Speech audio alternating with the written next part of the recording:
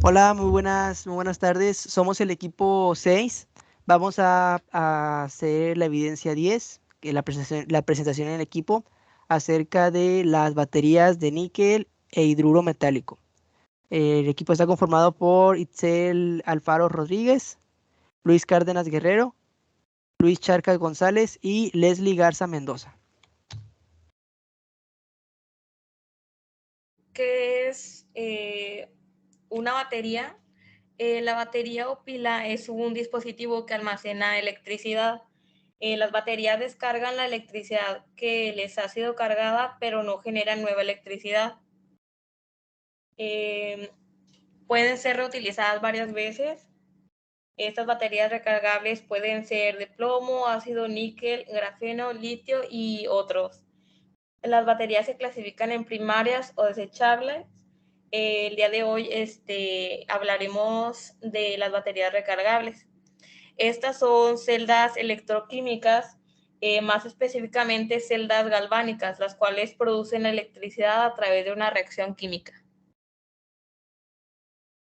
Igual que las demás celdas galvánicas, las baterías comparten los mismos componentes: cátodo, que es el electrodo positivo; el ánodo, que es el electrodo negativo; el separador, que actúa como una barrera porosa que impide que los dos electrodos entren en un contacto directo y se produzca un cortocircuito.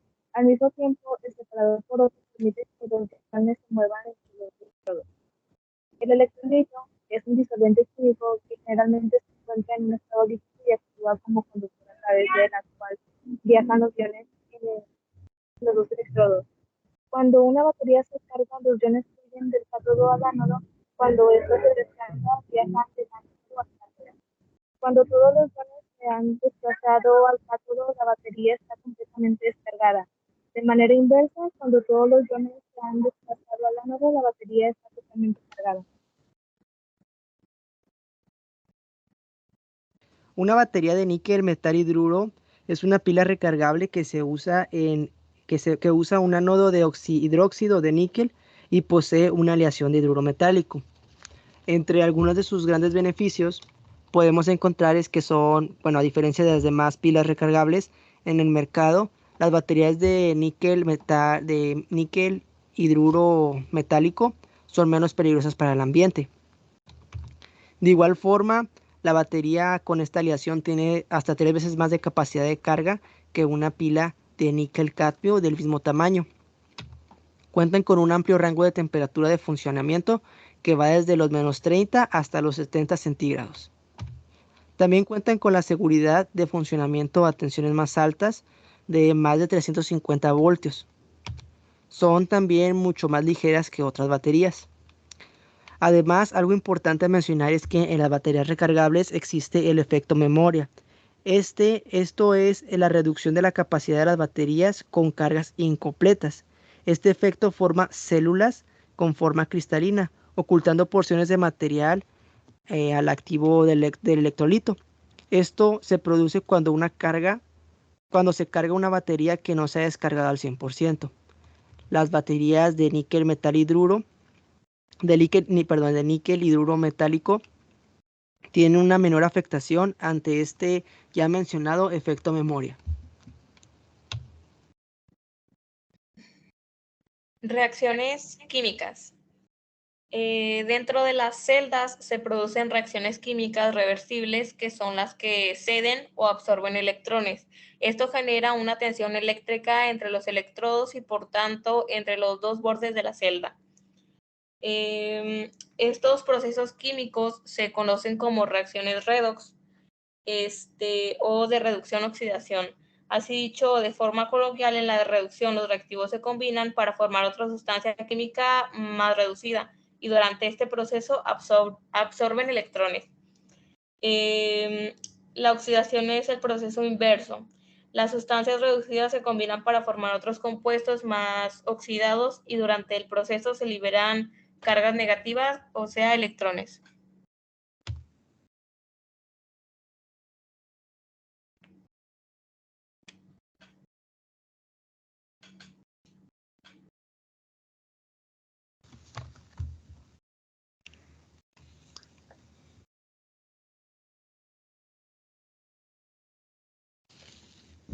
Leslie, ¿No han cambiado la diapositiva? sí, ya la cambiamos. El oxihidróxido de níquel se produce a hidróxido de níquel. Así, el electrodo positivo se comporta como un cátodo, como lo vemos en la siguiente reacción. En material activo negativo, el hidrógeno metálico se oxida a una aleación metálica. Así, el electrodo negativo se comporta como un ánodo, como lo vemos en la siguiente reacción. Es decir, la desorción del hidrógeno se produce durante la descarga y el hidrógeno se combina con un ion hidroxilo, para formar agua. A la vez aporta una electricidad. La reacción global en la descarga es la siguiente. Esas reacciones no se pueden dar indefinitivamente. Después de cientos o miles de ciclos de carga-descarga, el material de los electrodos se va debilitando y estropeando progresivamente, lo cual hace que las baterías pierdan capacidad paulatinamente a medida que se usan hasta estropearse por completo.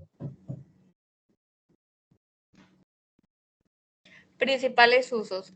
Algunos de los principales usos para este tipo de baterías incluyen su aplicación para la propulsión de vehículos eléctricos, como en general el Motors E1 y en vehículos híbridos como el Toyota Prius.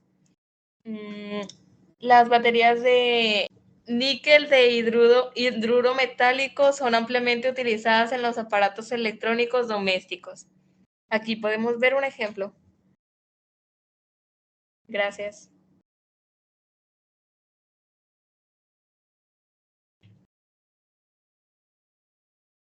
Celdas de batería de níquel metal hidruro.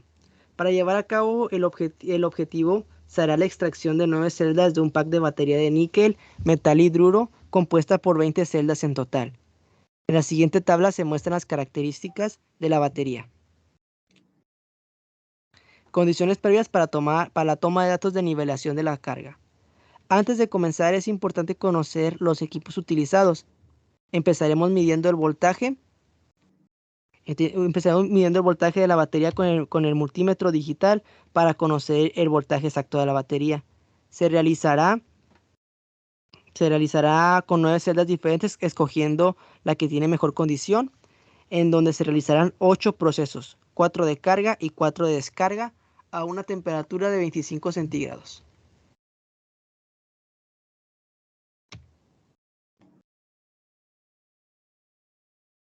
Se toman en cuenta los datos técnicos, al igual que los parámetros ya definidos para realizarse en 4 procesos de carga, como lo mencioné anteriormente. En los procesos de carga y descarga, primero se verifica el voltaje nominal de la celda. El tipo de material se define de los parámetros de toma de datos y al final se inicia con el proceso de carga de reposo. El proceso de adquisición de datos. Con Fluke 430 serie se configura el tiempo 0.25 segundos. Se extraen los datos que son el voltaje y la corriente.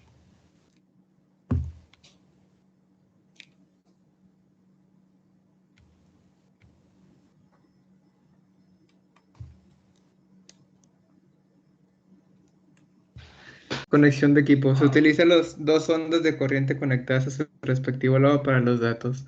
Al tener los datos, se utiliza Minitab para realizar la numeración de los datos. Proceso de carga y descarga. Antes de empezar, se mide el voltaje en cada celda. Se muestran las 9 celdas que serán sometidas a una carga para seleccionarla mejor.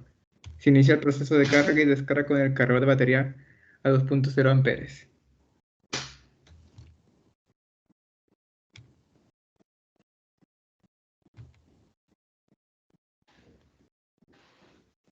Análisis de los resultados de la adquisición de datos. Se realizó 4 procesos de carga, graficando cada una de ellas.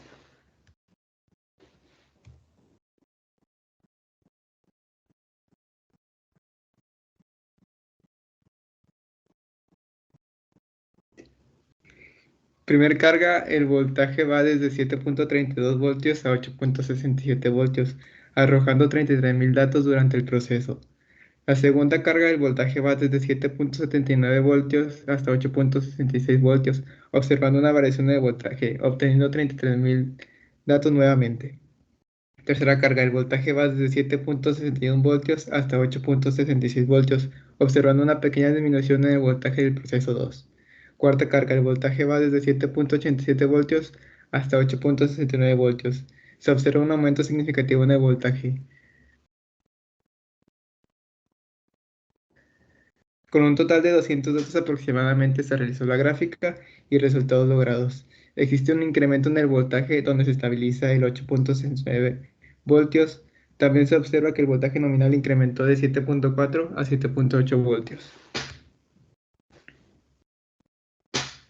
Se realizan los procesos de descarga. Primera descarga, el voltaje va desde 8.10 voltios a 7.69 voltios. De igual manera, arroja 33.000 datos.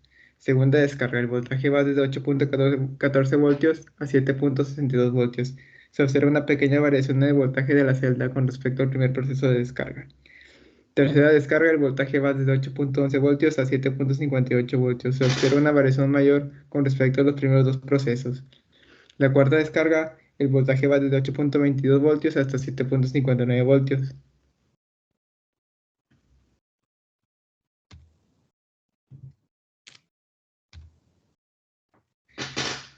Resultados de prueba de normalidad. Se determina el valor P con el método Anderson-Darling.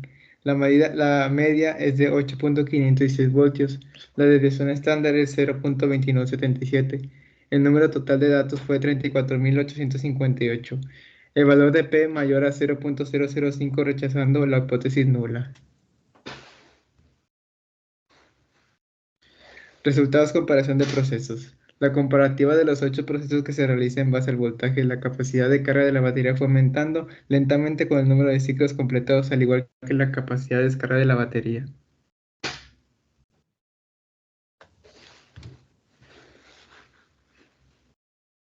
Resultados finales. Se realiza una comparativa entre los datos, se calcula la diferencia que hay entre el primer y último proceso para calcular en porcentaje la variación que existe en el voltaje de la batería.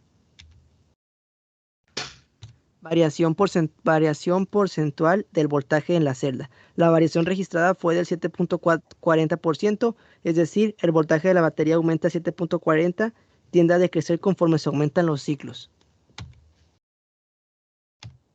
La metodología aplicada fue la realización de 4 procesos de carga y 4 procesos de descarga, los cuales han permitido incrementar un 7.4% su voltaje nominal, como ya mencionado, comparando el primer ciclo de carga C1 con el último ciclo de carga C4, que se traduce como el incremento de su capacidad de carga al voltaje real, o al 20% de margen entre el voltaje real y el voltaje nominal. Esta mejora garantiza que la vida útil de la batería aumente.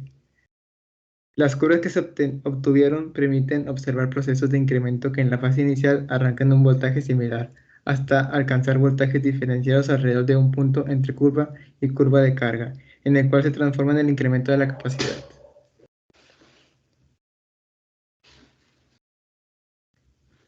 Esto sería todo. Muchas gracias.